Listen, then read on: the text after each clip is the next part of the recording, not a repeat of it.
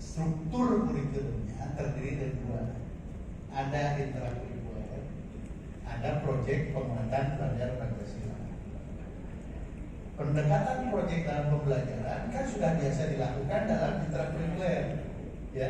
Jadi yang Ibu maksud pendekatan proyek yang biasa dilakukan itu kan dalam intrakurikuler. Dan itu silahkan, itu dipilih, merdeka kali ya. Kalau baik melakukan pendekatan proyek, lakukan.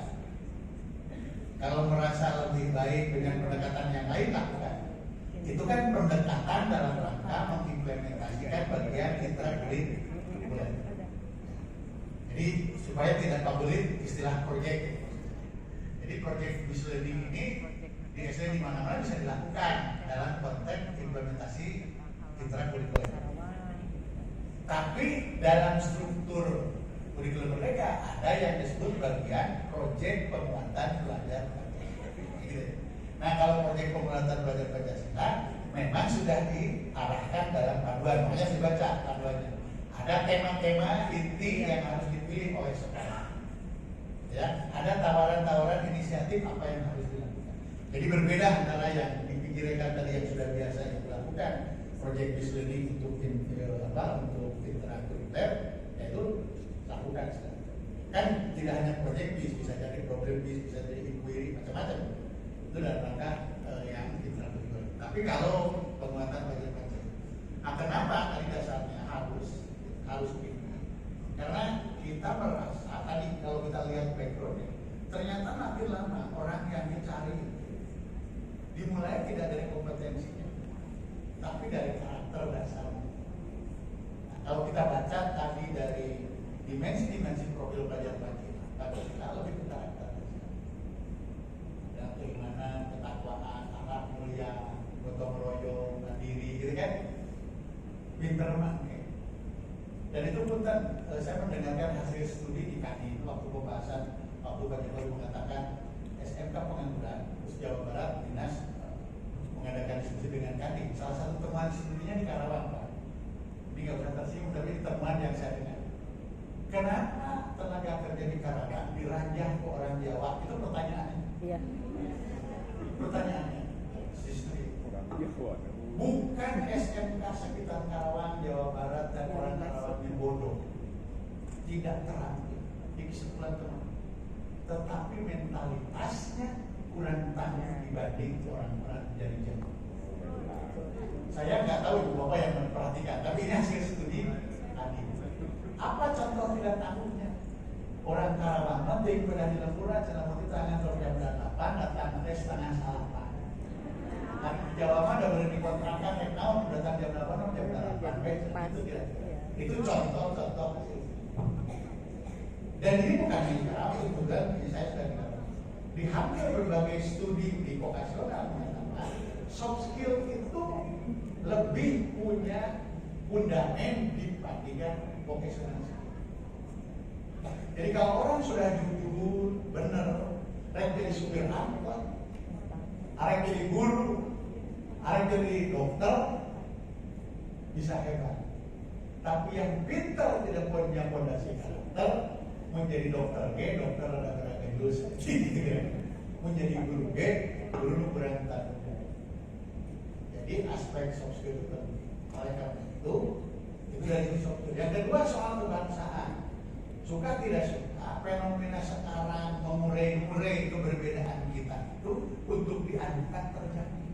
Padahal perbedaan ini bukan harapan kita. Ibu pernah tahu saya lahir di Karawang? Kayaknya saya di Ciamis. Mungkin itu menang awal yang di tengah-tengah Monas tapi malah. Saya ingin menjadi orang Jawa, menjadi presiden, itu berarti sudah. Nggak bisa. Ini adalah kehendak Allah bahwa di Indonesia itu ada orang Jawa, ada orang Sunda, ada orang Kalimantan. Perbedaan itu dari dulu ada itu. Makanya kenapa Pancasila dan Republik Indonesia pilihan berdiri? Karena yakin betul kita ingin menanam perbedaan. Sekarang perbedaan itu beda-bedakan. Seolah-olah diajarkan kamu berbeda dengan saya, kamu musuh saya. Padahal dari dulu tidak beda. Jadi niatnya sudah ada niat yang beda dalam soal kebangsaan ini. Dari fakta berbeda mah, di zaman saya lahir, di zaman ibu saya lahir, ya beda. Kunaon ada yang lebih beda-bedakan, tidak berbeda. Gak usah, kamu terus saya buatin saya. Ini pendidikan, bayangkan yang menciptakan peradaban. Apalagi kalau pendidikan publik. Saya yakin pendidikan keagamaan itu tidak begitu di sini. Tadi saya sebagai muslim, kalau saya dengar dari para ulama, Islam itu rahmatan lil alamin. Rahmat bagi semua alam. Jadi mengajarkan Islam yang baik itu justru memberikan rahmat kepada perbedaan. Nah sekarang ada indikasi terjemahan ini menjadi berbeda dalam kebangsaan. Jadi kenapa harus ada soal kebangsaan teman? Kenapa harus berkebinekaan global? Tidak Indonesia saja. Da ayeuna nama baru berarti di dia oke nya orang Korea, orang Jepang, hilir mudik ya. Nongkrong di kafe jadi mau pagi teh aneh. Orang wah itu musuh urang bola ngajajah. Lamun urang pikir kana kitu dia ulang kolot gitu ya. Cilaka atuh da hareup teh beunang gitu. Gelut teh di Karawang teh. Orang Jepang wah penjajah bola. Kumaha? Enggak mungkin peradaban ini. Jadi kalau Islam mengatakan rahmatan lil alamin, ya Allah pasti maha kuasa, maha tahu bagaimana perkembangan peradaban akan terjadi dalam kerajaan. Jadi yang kita dorong pinter remaja kayak kita rasa. Ibu bapak di dia ada kursus komputer, saya yakin saya tikung pernah kursus komputer. Jadi dua, tapi mau bisa komputer, kau ngacu, sama. Bukti nama gak apa-apa saya. Artinya apa? Belajar itu tidak harus dikonsumsi selamanya, bisa belajar mati. Nah jadi itu kira-kira. Jadi project based learning dalam pengertian metode belajar, metode bermain silakan.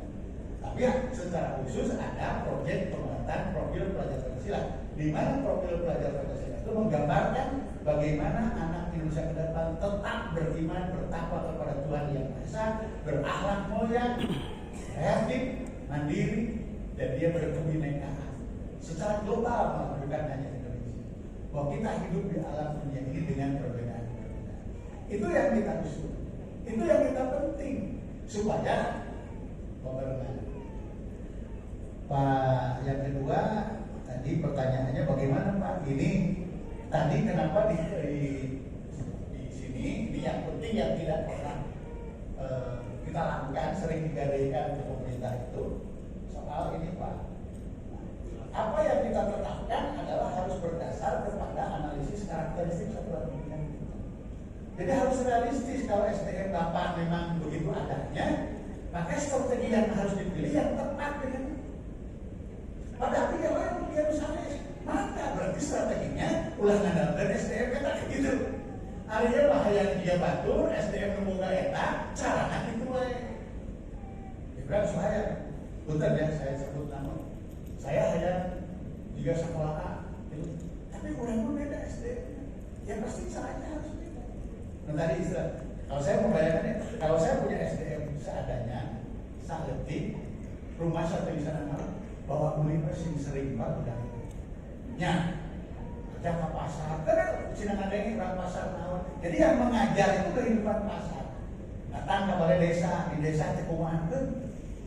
Air di Nusengger mah keluaran air artificial intelligence mungkin gimana? Air urang mah kaporo eta, SDM ge gitu. Jadi keadaan peserta didik, pendidik dan tenaga pendidikan dan lingkungan sosial itu seperti itu. Kumaha cara Pak soal birokrasi dan lain-lain? Makanya alhamdulillah di Maroko tinggal. Berarti kan birokrasinya juga mau sama-sama paham. Memang banyak Pak Bertor ayatnya yang birokrasinya mikir aja cuma baheula. Terus nggak mau berubah. Turunan itu baheula kieu, apa eta mah berkeluarga kita. Ari dibutuhnya gerak udah kasihnya Pak. Enggak boleh ke sekolah ya. Kurang kagak turunan gitu. Paksa. Itu orang lain mun arek gitu untuk sekolah. Nah, gitu mah dilakukan. Orang udah beda apa gitu. Ini Pak. Jadi maka itu saya kira ini forum yang baik kebersamaan antar. Bahkan yang bagusnya sebetulnya, tapi kalau boleh saya usul dalam forum tertentu dengan SD. Kalau tadi ada pertanyaan, mau aja Pak. Sekarang di Bandung masalah di Jawa Barat Pak, karena menggunakan akar rapot Sekarang SMA 35 yang favorit di Bandung dikuasai oleh satu sekolah swasta. Karena nilainya itu udah rata-rata 88, 100. Tahun yang lalu kita sudah mengingatkan dengan Provenda dan ITB, kita sudah bikin rumus supaya orang. Tapi kan perlu di akhirnya proses apa tahun yang lalu? Saya tahu rumusnya itu. Metode hati kan turun. Nanti semua orang tahu. Ya, naik nawar. Dan rumus itu bertanggung jawaban kalau diprotes seperti Aina. Profesor Hendra bisa menjelaskan. Takkil bagaimana cara membandingkan 70 di SDA dengan 80 dari SDB. Aina bro, asal 80 lebih gede dari 70. Aina budakna lebih lemot dari 70. Akhirnya, saya orang evaluasi. Itu menurut bahasa tidak apple. Ya, ngabandingkan apel aja jeruk. Nah, itu masuk mereka. Itu mah apa yang lain gitu. Ini problem Pak, makanya tadi angka nilai-nilai itu pertanyaan berikutnya. Angka itu sebetulnya kan wujud akhir dari apa yang kita gambarkan. Yang dibalik ada yang katakan, itu tidak ada angka lah. Berarti 70 tahun, 80 tahun. Makanya kan taruh rubrik dulu kan yang dibelajarkan, membuat rubrik dulu. Ini kan cerita anak kita apa? Oh ya gambarannya begini. Komentar banyak. Baru kalau ingin dibandingkan dengan yang lain, setarakan. Kalau gambaran rubriknya seperti ini, ketercapainya dia. Jadi kalau nanti ditanya ibu bapaknya protes, kunaon budak segala apa kita tak salah-salahan. Tak sambil anak saya kan gitu ya, kalau budak kok. Sampai yang ditanya anak budak yang lebih halus dibantu. Kan dulu harusnya. Oh, Anda dapat ini dan ini. Ini rubrik yang kita punya dari buku. Deskripsi ketercapaiannya seperti ini. Salut Pak. Tantangannya, dan begitu Pak, pokoknya orang tua yang dalam dewe nilainya. Bere pasti gede saja. Anu tadi itu tantangannya sistem di SMPK, SMA. Makanya ibu bapak kenapa yang Pak tadi hubungannya jelas. UN tidak ada, donasi. Ini donasi yang jadi masalah. Alhamdulillah saya lihat di Jawa Barat hampir semua yang punya anak bupati wali kota gubernur semua menyerahkan. Saya lihat kemarin beberapa bupati wali kota anak saya keterimanya yang dekat di sini. Contohan saja. Tapi lamun kita yang inohon tentu yang setelah poin kumaha ya tren menurut. Karena kita sedang menggeser dari sekolah dampak politik akhirnya kurang-kurang kayaknya banget. Bukan sih beri mana dari sekolah juga bukan sekolah saja. Sama aja. Jadi jalan hidup mah kayak nanti Pak Polri jadi tukang listrik aja, jadi kadis aja. Kenapa kita hidup jadi kesetaraan Pak Polri pilih? Inilah tiba-tiba karena UNS selalu dibanding-bandingkan SMA 3 UN yang paling tinggi terus gitu jadi ada masalahnya. Tiga skill di mana global gula dia mulut kan itu. Korbannya akhirnya istilah teling akhirnya udah dimerdekakan. Jadi tuntutan. Ibu bapak supaya kita tahu orang tua yang sekarang lebih banyak menyekolahkan SD, SMP adalah generasi hasil UN. Kan gitu kan? Rada hese ngejelasin itu memang UN hebat, itu masalahnya. Saya gitu jadi kepala sekolah, aku kena harus percaya. Tapi kalau nanya ke generasi saya, asal aku berhenti bahasa ini karawang di siapa sih sekolah pokoknya. No ayatnya sudah STM bisa pakai gym, STM sama gitu lah. Saya SPG-nya rapi, dicukurannya jadi seperti itu. Jadi cirinya bukan nilainya lebih halus, tapi karakteristik. Mapi dua, nyerempet, bajunya bodas gitu ya. Makasihnya saya SPG itu. Ayah gondrong sedikit bisa cakok kuburnya, diukur bahasanya gitu. Ada teman-teman saya di SMP ke STM, bagus pakai gym, celana cupra, gondrong. Ayo udah kira gondrong nanti kalau lulus dari butuh siapa dong? Jadi sejarah pendidikan itu perlu digambarkan karena tidak setiap orang mengalami zaman. Ada kala zaman itu kita tertuntut oleh model lupa kepada prinsip. Padahal yang bisa sepanjang zaman itu prinsip. Sholatnya prinsip bagi orang muslim harus seumur itu. Tapi mau kena narik bodas, naik hidup, naik pakai batik itu urusan zaman. Ayo nama saya urusannya, nana mau kena bodas. Macam-macam. Dia teh ke sholat bernaon saya juga di pameran. Kita sholat terlalu, tidak pameran pun batik kami gitu. Zaman saya anu hormat nanti karena mungkin nanti bodas zaman saya, tapi betul jadi dosen dari biologi ajar. Oh iya mati. Bayangin kayak ibu saya waktu itu apa? Cuma kakek belum nanti. Visitor saya pakai mati, macam ibu saya mati. Kurang teh bayarnya perlu ajar kayu kan tuh bisa. Salah mah haram ngomong itu tuh bisa. Alaunya. Akhirnya disuruh aja. Demi ngajak ustari kemarin setelah nawan seperti itu. Jadi anak perubahan tentu bisa juga ada harus amal sunnah. Nah, pendidikan itu harus istiqomah. Karena kita tadi mendidik anak manusia yang harus tetap beriman bertakwa kepada Tuhan, kreatif, mandiri. Angker, rek undang-undang memang ngan carana, akhirnya memakai istilah mereka. Maka saya tanya, pakai dia pernah diberikan, kan wae merdeka kurikulum merdeka judulnya legit mah. Saya bukan mengajarkan formatnya, tapi saya menggambarkan kenapa kita harus berubah dan besok nanti bisa jadi melakukan pengembangan yang lain. Kita siap, pokoknya supaya lebih baru kan jangan terus maju, kurang kayak terus aja maju deh maju. Jadi orang masa musik pakai mulutnya ganti ini, jadi guru gitu, jadi rukun. Jadi rukun anda memang gitu, soalnya mereka yang rukun memakai saya dan kuburan fah. Ditanya saya, kasih macam gimana Jawa Tengah, gitu rukun saya. Maju-maju, ayo rumah. Ya gitu Pak ya. Jadi kita memang perubahan ini selalu berhadapan dengan tantangan. Akan diadakan lingkungan kita. Jadi tadi kalau Bapak merasa, Pak, kita sudah di depan karena dia kayak banyak nama kosan. Pada piraku abi nomor kosan pas-pas, Bang Abi jadi atau ibarat tepang serem Abi di distrik, jadi ngobrolnya sesama Abi beda kan ya? Ngaku gimana? Abi bu, abi itu aja aja sosialisasi kan? Oh, jadi bodoh. Ngaku, aja kalau masuk orang ngaku mau bodoh, tapi era saya kita ngaku jadi kanis bodoh. Juga pintar lah, nah, ini jangan tukang nyuruh. Nah, nih. Jadi Bu Bapak, saran saya sebagai berpikir, yuk kita berubah karena sadar bahwa anak-anak kita akan menghadapi zaman yang berubah. Soal nanti ganti nama, soal lain, enggak. Kita tetap harus melihat anak-anak kita akan mulai hidup di Karawang. Kalau Karawang berubah, kita kenalkan anak-anak kita kepada Karawang.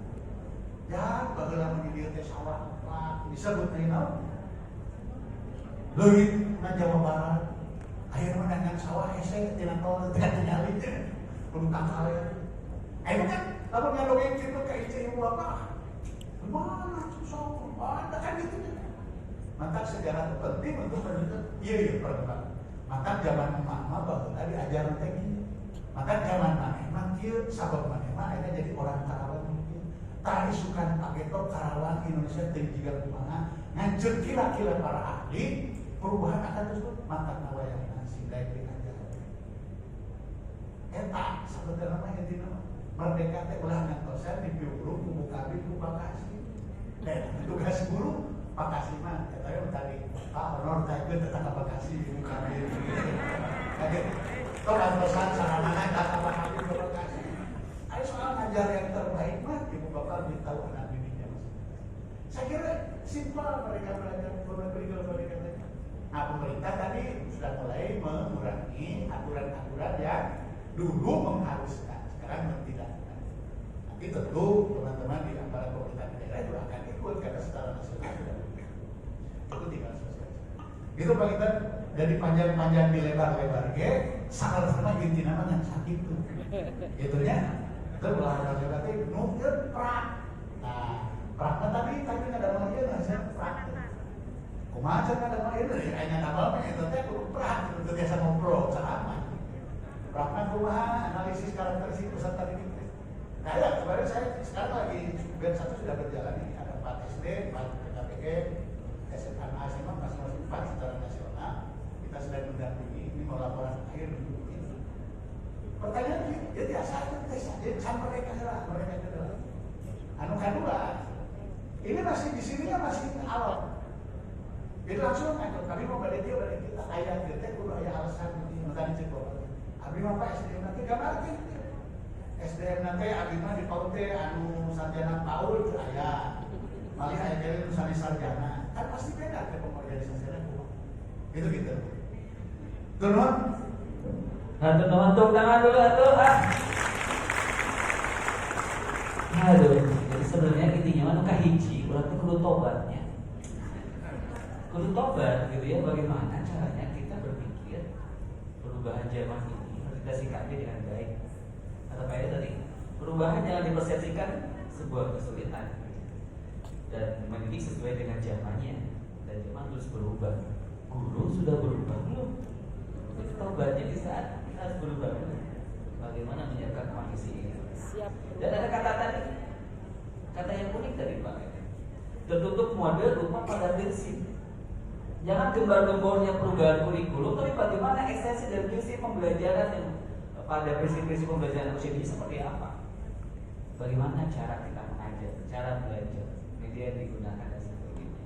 Dan kata kunci selanjutnya adalah KTSP itu mungkin kita dapat oleh-oleh jadi KOS ya. Oke, saya singkat KOS atau KOSP, kurikulum operasional atau pendidikan. Karena sering dibedakan juga kurikulum tingkat satuan pendidikan itu bukan kurikulum operasional. Kok saya mah tidak pakai KTSP katanya? Padahal itu kurikulum operasional. Jadi apa yang kita lakukan selanjutnya adalah menjadi pembelajar sejati. Karena saya S2 S3-nya di pendidikan masyarakat begitu ya. Jadi bagaimana kita terus belajar sepanjang hayat itu benar-benar sepanjang hayat yang kita lakukan. Jadi intinya pasti banyak penasaran, tapi waktu membatasi kita dan perut sudah bertanya-tanya pada kita, kapan ini berakhir begitu ya. Tapi tepuk tangan buat Dr. Elis sekali lagi sudah memberikan pencerahan. Intinya kita akan membaca, kita akan belajar dan terus belajar untuk menjadi pembelajar ini. Kita baca bagaimana. Jika masih penasaran, itu tantangannya. Karena tantangan perubahan adalah kita menjadi pembelajar. Itu saja mungkin karena waktu yang membatasi kita. Dr. Elis, terima kasih sudah memberikan pencerahan kita hari ini dan teman-teman sampai akhir Bu Kabin, Pak Kasih Dikmas, Pak Kasih Paul tentunya teman-teman jangan khawatir kalau insentif pasti naik lah ya, tukang dulu tuh. Naik sabarnya Bu Kabin ya nanti ya kita bahas hari ini ya, kita akan diskusi dan selanjutnya tepuk tangan lagi yang gemuruh untuk ruangan ini. Untuk perubahan kita, untuk mereka belajar dan mereka bermain di PAUD dan di BNF. Terima kasih, kita tutup karena dibatasi waktu dan sudah diingatkan oleh MC. Dan selanjutnya mau diumumkan apakah ada kegiatan lagi atau seperti apa. Oke, terima kasih untuk hari ini dan terima kasih dan mohon maaf apabila selama mendampingi ada yang tidak berkenan. Sekian, wassalamualaikum warahmatullahi wabarakatuh. Waalaikumsalam warahmatullahi wabarakatuh. Yang luar biasa pada narasumber kita dan moderator kita hari ini dan mau menjadi teman-teman Bapak Ibu sekalian.